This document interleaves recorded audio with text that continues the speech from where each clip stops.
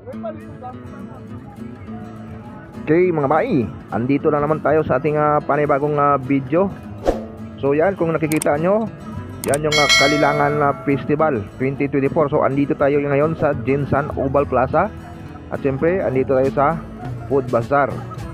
Yan yung nakikita natin, yan yung Food Bazaar ng Kalilangan Festival mga bay. So time check, 5:30 PM ng hapon. So ngayon ay February 25, 2024. So malapit na po yung highlights ng Kalilangan Festival. So ito yung dry goods section ng Kalilangan Festival. So andito, dito na side is yung Food Bazaar. So dito tayo sa Food Bazaar mga bay. Ipapakita natin sa inyo yung mga patok na mga negosyo dito. So maglakad-lakad muna tayo.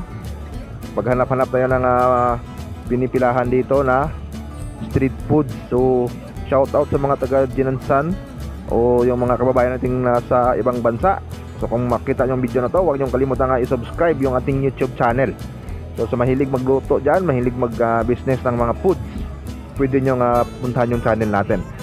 Yan, yung patok na business is yung Korean foods. I think yung fish cake at saka tteokbokki. So trending po yan dati dito sa Kalilangan 2023. So mayroon na mga bagong patok, bagong discovery.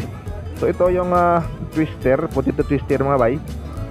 So hindi po yan mamawala. Mayroon din tayong video niyan. Pwede nyo puntahan nating channel, paano natin ginawa yung ating potato twister. So maraming procedure o depende sa inyo kung ano yung gawin natin doon sa ating potato twister. So maraming flavor po yung pwede natin gawin dyan mga bay. So dito na side, merong pinipilahan dito yung crepe. Kung familiar kayo sa crepe, so tingnan natin kung ano yung ginagawa ni kuya dito. So maraming pumipila. Yan, yung kanilang crepe machine. So hindi ko lang alam paano yung mixing ng kanilang flour mga bay. So pwede din kayong gumawa o mag-DIY ng ganyan kahit sa bahay nyo, bago kayo gusto nyo mag-business ng mga ganyan. So patok to sa ibang bansa mga bay. So siguro dito tinry nila kung papatok din ba. So medyo okay naman yung kung naman tao, tinangkilik naman ng ating mga kababayang taga Jinsan yung kanilang crepe business. So marami pang iba dito mga bay na bago. Tingnan natin mamaya. So napakasimple lamang gawin nito mga bay. Kung mayroon kayong crepe machine, pwedeng subukan nyo sa inyong bahay. Mag DIY kayo, pwede na rin. Siyempre ito yung patok din, tanghulo. So pinipilahan po din ito mga bay. Yan mga fruit candies yung tawag nila dito. So patok ito sa ibang bansa. So tinry din nila dito kung papatok din. So yan napaka simpleng gawin mga bay yung kanilang ginawang fruit candy. So doon puntahan pa natin sa unahan mga bay kasi medyo mahaba-haba tong Jinsan Oval Plaza. Yan, dito halal foods.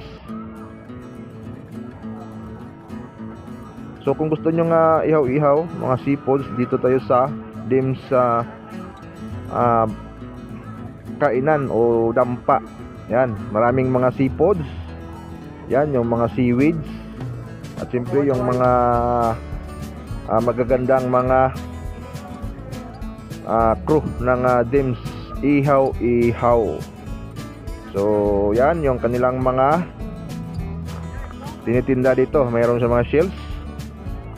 So pwede na kayong pumili kung anong gusto nyong ipa-prepare sa kanila. So mayroon ding tilapia at saka mayroon din silang hito. So sa affordable price po yan mga bay. So yan yung kanilang mga tinitinda dito. So So sa hindi pa nakapagpunan, sa hindi pa nakapunta dito sa Ginsan Noble Plaza, pwede niyang puntahan dito ang Gems Ihaw. So andito rin yung side yung Bonitos. So mayroon din siyang lemon yung tinitinda ni Bonitos. So mayroon din siyang mga iba't ibang fruits, at saka mayroon din siyang mga juice, burger, yan. At saka mayroon din siyang tanghulo. Yan, kung makikita nyo, fresh na fresh yung kanyang grapes at saka iba pang mga fruits. Yan o, napakaganda ng setup ni Bonitos. At saka yung kanyang lemon juice o lemon squeeze. Yan. So mamaya, pakita natin sa inyo mga bay yung ating munting tindahan dito sa Ginsan Noble Plaza. At sana huwag yung kalimutan i-subscribe ang ating YouTube channel kasi pagkatapos itong Kalilangan Festival mga bay, marami pa tayong puntahan. So ito yung ating tinitinda mga bay, yung ating pizza. So napakamura lang po yan, 130 pesos po yan mga bay. Yan. Pero medyo ngayon medyo hindi pa kayo matumal pa mga bay. Pero okay lang. So siguro sa ngayon mga bay, yan lang po muna. At siyempre huwag yung kalimutan i-subscribe ang ating YouTube channel GC Boy TV. So sa muli, ito naman yung kaibigan nagsasabi namang God love you so much. Babu.